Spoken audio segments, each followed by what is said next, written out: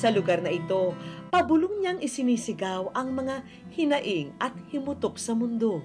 Dito niya nararamdamang hindi siya nag-iisa. Dito niya napapatunayang ang bawat tapat na hangarin ay may katumbas na katuparan. Hanggang sa mapansin ni Nanay Remy ang isang sobre. Wish ko lang, Remy Monaris Albao, Liti Masbati. Salamat naman na akong mga pag-ampo siguro sa mga panalangin ko na tanggap siguro ako ni Papa Jesus nga bigyan ako niya ng pag-asa na makita ko yung mga kapatid ko. Tila tumigil ang mga sandali dahil sa malahimalang kaganapan sa buhay ni Nanay Remy. Anong mga problema ko nga kinakailangan ko dito ko hinihingi lahat.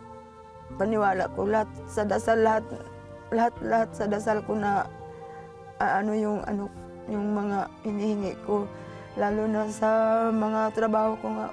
Hindi ko alam kung bakit nabubuhay pa kami sa ganito kong buhay. Abot langit ang pasasalamat niya sa biyayang ito. Naiiyak ako sa tuwa sa ganito na nalaman ko na makapunta ko doon sa amin. Makita ko na yung tatlo na lang yung kapatid ko na nandun. Kasi nag-iisa lang ako dito. Kinabukasan, agad kaming tumulak patungo sa aming destinasyon. Samantala, para kumpleto ang lahat, isinama na rin namin si Aling Shirley pauwi ng Masbate. May isang taon na rin kasi niyang hindi nakikita ang dalawang kapatid na sina Beverly at Tita. Ito yung kapatid ko. Ang palusot namin, bibigyan namin silang tatlo ng pagkakataong manawagan. Ito naman po yung sinundan ko. Ito po si Tita. Todo bonding na agad ang tatlo. Kapag bilang ko ng 10, nakatago na kayo. At di pa mapigilan sa paglalaro ng kanilang paboritong taguan.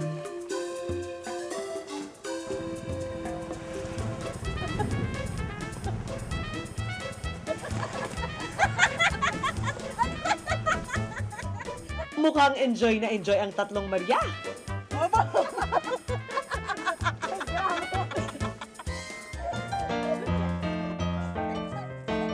Wala silang kaalam-alam na may isa pa silang nagtatagong kalaro.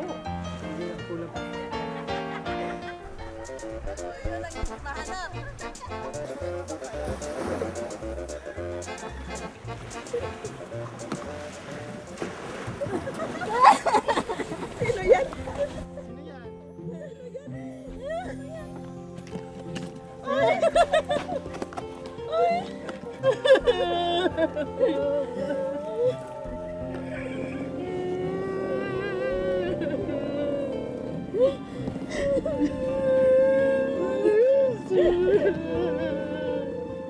Hindi ko na pati nakilala.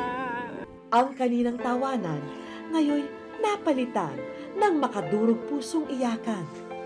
Umagos ang luha sa mga mata ng bawat isa dahil sa muli nilang pagkikita.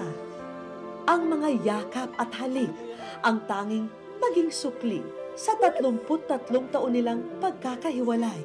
Manay rin. Sino po kayo? Nakita niyo sa mga... Siyempre po.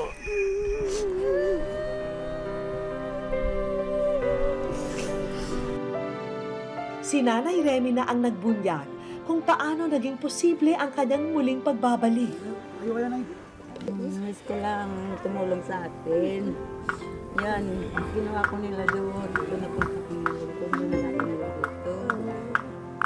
Oh, kami nagpapasalamat at nagkita-kita kami. Maraming salamat sa Wish ko lang. Kinagagala ko talaga. At nang nahimasmasan, agad na silang tumuloy sa bahay ng kanilang Ate Beverly upang ipakilala nila ang bagong dating na bisita.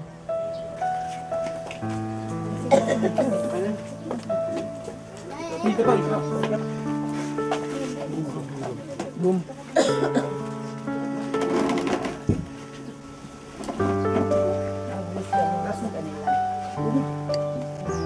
Para hindi na maputol pa ang inyong ugnayan, handog din po namin sa inyo ang mga bagong cellphone na ito. Maraming salamat. Tapos na nga ang mahigit 3 dekadang taguan sa buhay ng 4 na Maria. Naging mahirap man para sa kanila na hagilapin ang magandang kapalaran at ang mamuhay ng magkakahiwalay. Sa ngayon, ang mahalagay, muli nilang natagpuan ang totoong kahulugan ng ligaya sa piling ng bawat isa. Ang kanilang kwento ay isa lamang patunay na dinidinig ng langit ang bawat taimtim na panalangin.